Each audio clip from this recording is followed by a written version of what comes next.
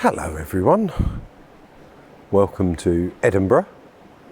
Here I am in the Usher Hall in Edinburgh. Edinburgh of course is famous for being in Scotland and the Edinburgh Festival, and I think that's about it. Let me check this focus is all good. There we go.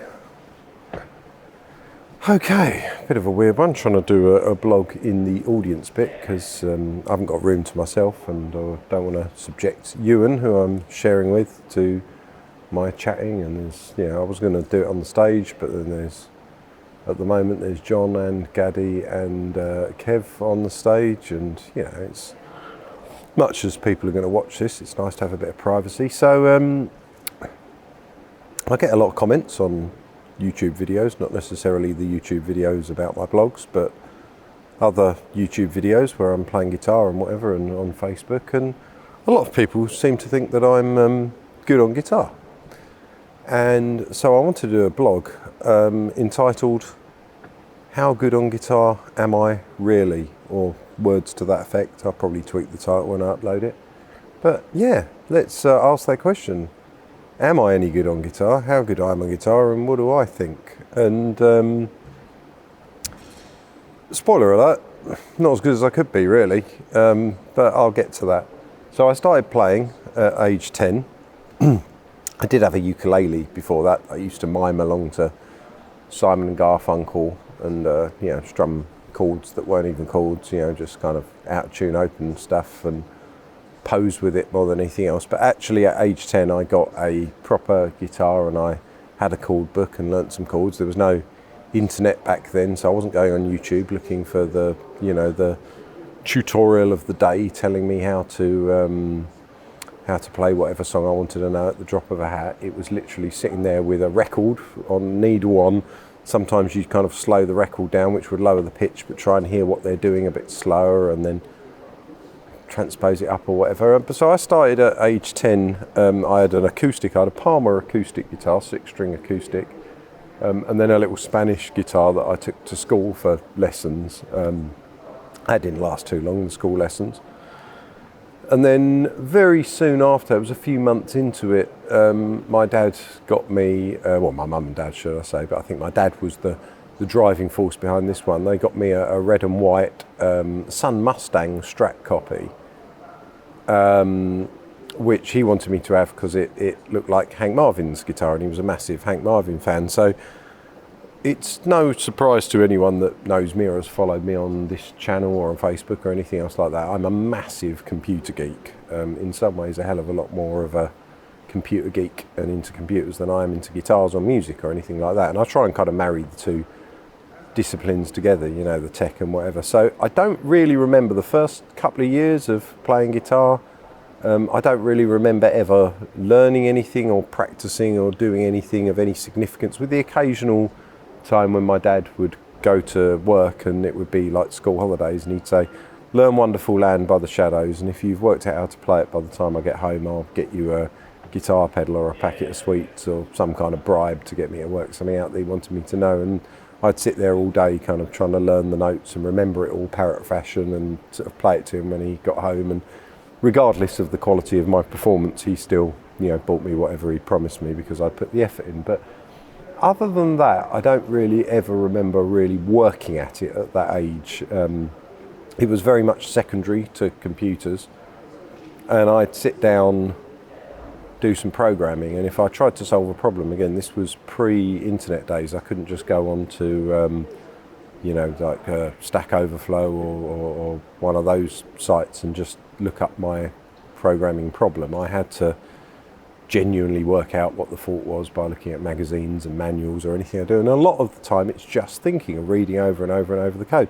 So to relax myself while I was doing that, I'd pick up my guitar, have it on my lap, and I'd strum a few chords and have a little mess around. I didn't really consider myself a guitarist, I don't think. I kind of pose with it and have fun. Excuse me.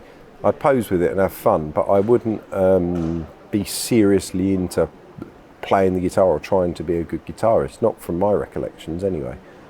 Until I got to about the age of 13.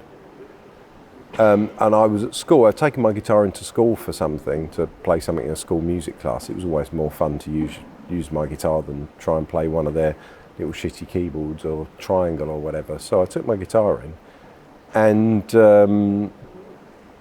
yeah, I was playing it in a music practice room. In fact, it wasn't. It was an English room. It was one of the places where the English department, they had a classroom there, and I was playing it at lunchtime. I had a little 10-watt practice amp and plugged in, and these kids came in, one of which was now a good friend of mine, James Cummins, but at the time I didn't really know him, and he was a lot cooler than I was, or at least that's what you'd think. And he came in to the classroom and said, "Can you play, whatever?" I think it was started with "Come As You Are" Nirvana, and I sort of thought, well, I recognise that song. I know how it goes because it's been overplayed to death by people, and I think I just heard the tune in my head and started playing it. And then he said, remember the other one was EMF Unbelievable, if you remember that one. It had that kind of rhythm, doon, doon, doon, doon, doon, doon, doon, doon, doon, doon, doon. And he came into the classroom and was like, "Oh, can you play that? And can you play Sweet Child of Mine?" My next door neighbour had taught me the intro riff to Sweet Child of Mine, so I badly picked that. And I was probably 13. I may have been 12. My memory says around 13, but it was around that age. And at that point, they were all like, "Wow, that's cool. Do you want to do a band?" And I was like, "Yeah, I'll do a band, And I'd played with various friends that couldn't play, had some fun before, but never with any of the people at school. So that kind of took me out of being that computer nerd thing, and I started to take the guitar more seriously. Around the same time, we'd hang around, because I went to an all-boys school, a private school called Colf School at that age, which I will talk about in another blog. That school probably needs an hour to dissect the problems with that place. But anyway, leaving that aside, that will be another blog. It was an all-boys school except for sixth form, which had had girls in. So we'd hang around with like other girls' schools, so Bromley High, Blackheath High, particularly Blackheath High. And of course, all the girls from that school, they were into things like Nirvana, and the girls were dressing up like Courtney Love and painting their eyes black to look like heroin addicts, and that was the fashion of the time. So if I turned up and could pick up a guitar and play Smells Like Teen Spirit and Come As You Are, or Lithium, or one of those songs, I instantly, I'd be a little bit cooler than I was. And realistically, I was a computer programmer nerd, and I'd never had any sense of cool or ever want to be cool at all. So at that age, to be able to turn up and have women want to talk to you, that's a massive bonus, so that was kind of what made me go, all right, I'm going to take this guitar thing a little bit more seriously. And of course, I remember being around James's house. He had a drum kit. Wasn't the greatest drummer in the world, but we were 13, it didn't matter. He might have even been 12 because I'm a bit older than him. And he played me, his sister had on a little single, like 7-inch single, she had Another Brick in the Wall Part 2. And they put it on the record player and said, "Can you work out this solo?" And I remember really trying hard, and I didn't really know what I was doing bend-wise. I mean, I really wasn't bending very well then. Some could argue I wasn't as good a bender then as I am now. I'm a much better bender now than... So yeah, I wasn't a very good bender. And I, obviously, a lot of Another Brick in the Wall Part 2 solo, you've got all those ridiculous double bends and stuff like that. And it's really hard to play, so it kind of opened my eyes that there's this whole field of stuff that I have no idea how to do, which should have been pretty obvious to me because I was only 13 and I really hadn't been playing guitar seriously. But in my mind, obviously, I thought I was the best in the world, and then I found something I couldn't do, so I was like, all right, I need to learn how to do this. And I kind of worked out a few bits and pieces and started to work out how bending strings, because a lot of that Shadow stuff didn't have a lot of bending strings, so and I'd also been learning a lot of Status Quo as well, because my dad was took me to a Status Quo gig when I was 11. I was 10 actually. I was 10 when I went to the first one of those, and these blokes on stage just rocking out with their Telecasters, and I thought I want to do that. So again, I was learning the kind of the basic blues rhythm stuff and a few kind of pentatonic-y type scales and solos and whatever, and I was pretty bad. You know, I can give you an example of that. Let me cut in some examples of me playing. So this is me probably around 13 or 14, something like that. You know, playing pretty badly. I think late 13-year-old or whatever. So this is me playing pretty badly.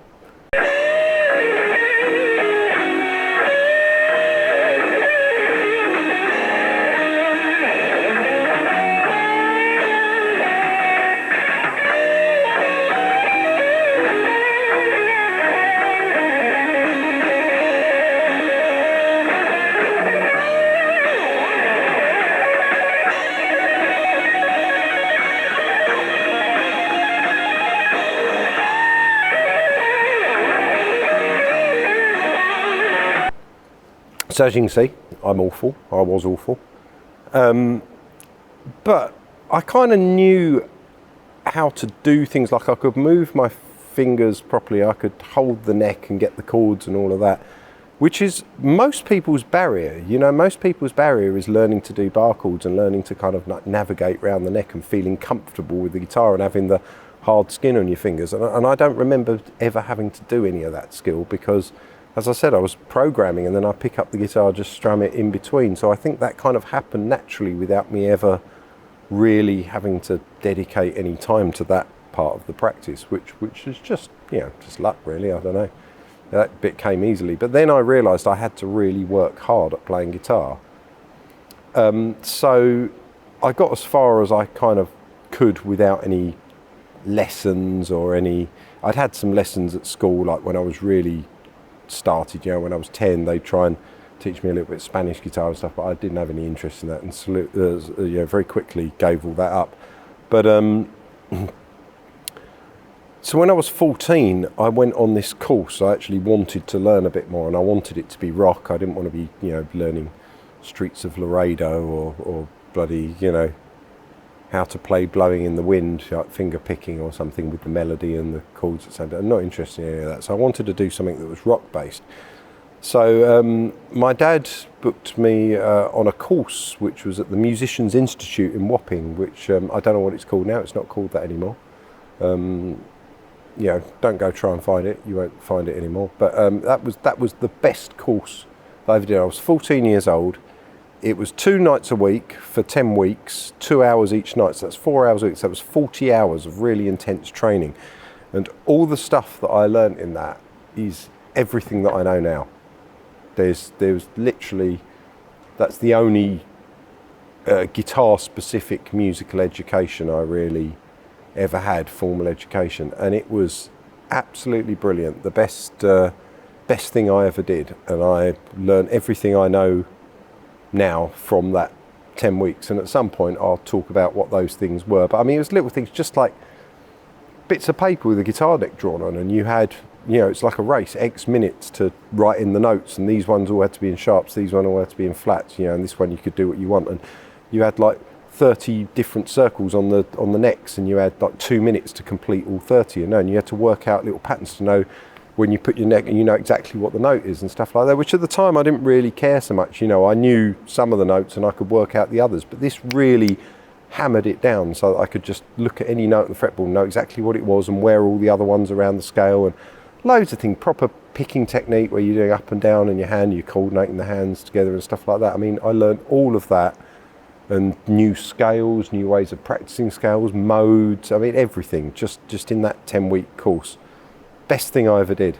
So I came out of that probably, you know, at 14 years old, knowing what I needed to know, but I hadn't practiced it.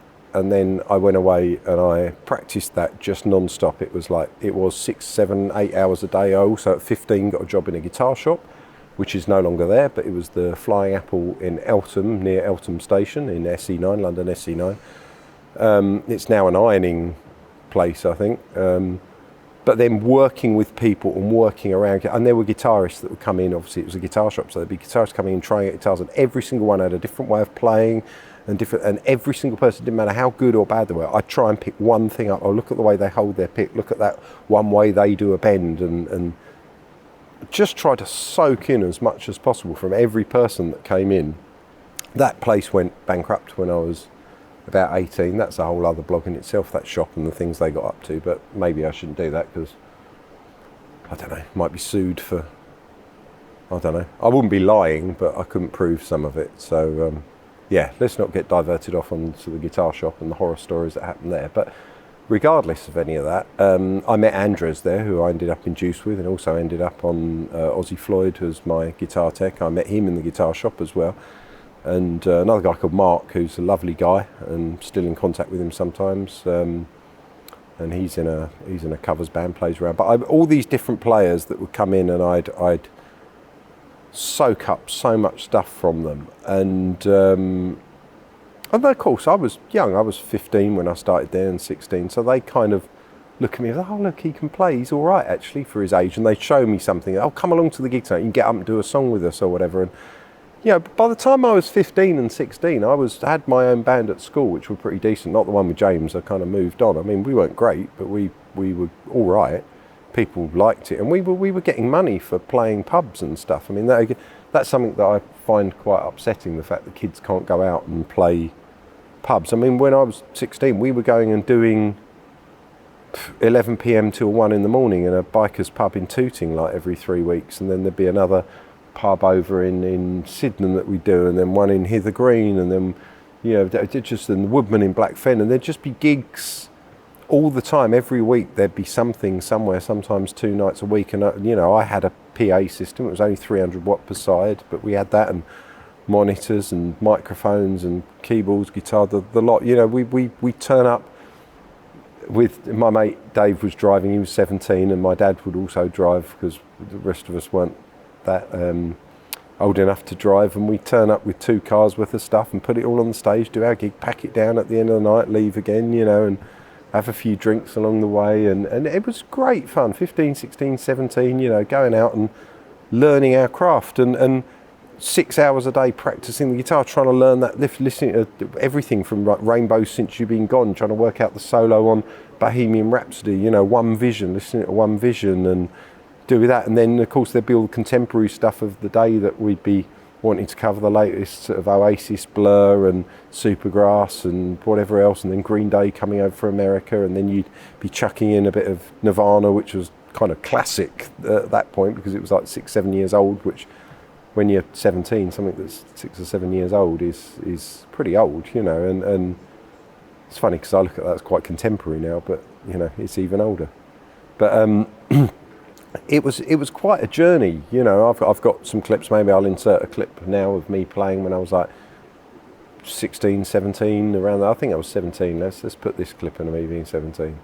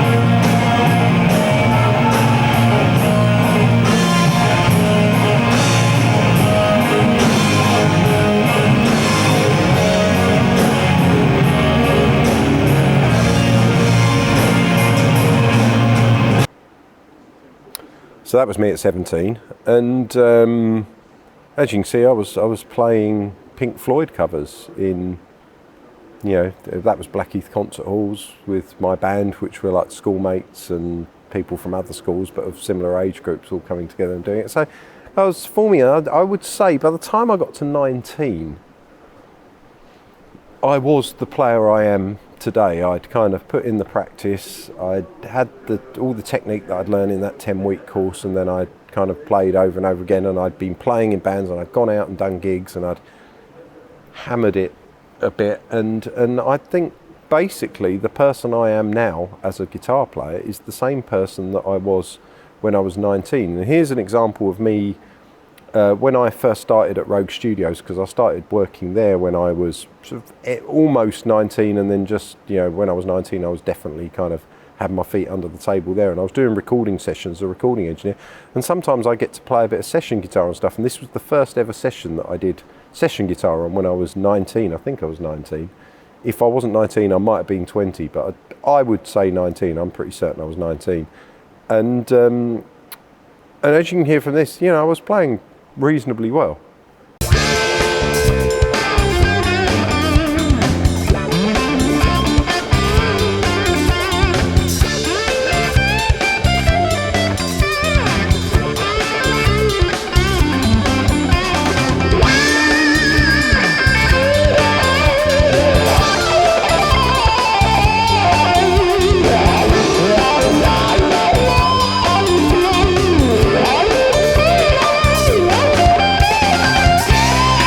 So there, you heard that. You might disagree. I mean, it was a bit tasteless, and it's not my kind of song. But everything that I could do then, I could. I've phrased that wrong. Everything I can do now, I could have done then. So, for example, if I play something now, and you came to see Ozzy Floyd, and you see me playing something, I could go back in time to that 19-year-old me, sit down on the guitar, and say, "Do this," and I know that 19-year-old me could do it. So. While you leave me little comments, going, "Oh, you're great on guitar and all this. I love your playing, blah, blah, blah." I appreciate that. I know I am good to some degree. I must be, because it's my job. It's what I do for a living. But they're messing around with the stage lights, so it might all be flashing now for a bit. But realistically, I should be a lot better. I kind of stopped learning anything new at about 15. And then just improved what I knew till I was 19. And then since then, it's more experience, more taste, learning more songs. So there's a volume of material that I've learned. But I haven't learned any new techniques or any stuff that I would say has really moved my guitar playing on in any significant way. Not since I was, so I haven't really improved since I was 19. So how good am I on guitar? Not as good as I should be. Very lazy is the answer to that. And I think part of that is because when I started working at the studio and I got into music production, I really got into drums and miking up the drums and different techniques and tuning drums, getting them to sound different, and then all sorts of instruments. We had a real Hammond there, so I was into trying to play the real Hammond and get the most out of that. Drive the Leslie. We had a 147 and a proper B3, B3 or C3, can't remember. Anyway, it was lovely. So I was getting into more other instruments and the way you could use those instruments to create like the soundscape and mixing and compressors particularly, or different compressors and their characteristics and stuff. And so for me, that was much more of an interesting musical journey at that point than specifically just practicing the guitar and trying to be the best guitarist, to the point where most people that knew me at that time knew I played guitar, and I played as the only guitarist in my original band, which was kind of quite punky and raw and rocky, and there wasn't a lot of room for solos. There was the odd bit where I'd do a little flurry of notes, but most of the time I was playing rhythm and singing, because we were just a three-piece, rock band, and all that sort of hair metal solo stuff that would have been the way to play solos before wasn't really in fashion. So most people didn't really think of me as a serious guitarist, except with a couple of people that sort of knew, but most people just kind of saw me as a sound engineer, not a guitarist in any sort of stretch of the imagination. And so when I got the job in Ozzy Floyd, everyone was pretty shocked, to be honest. They thought, hang on a minute, is he a guitarist? Can he play like that? Can he do it? I was like, yeah, of course I can. Just because I haven't, and you've seen me in the studio, doesn't mean that I'm not capable. So that's that really. So that's this blog. I just thought I'd give you a little bit about my background playing guitar and whatever else. They're putting the music on in here now, so I don't want to get a copyright flag, so I'm going to finish this up now and maybe continue this journey. You can ask me questions and stuff like that. I've gone on for way too long. This is like a 20-odd minute blog, but in answer to your question, how good am I on guitar? Not that good, and I should be a lot better for the amount of time I've been playing. But thank you if you think I am good. I've fooled you nicely. See you later.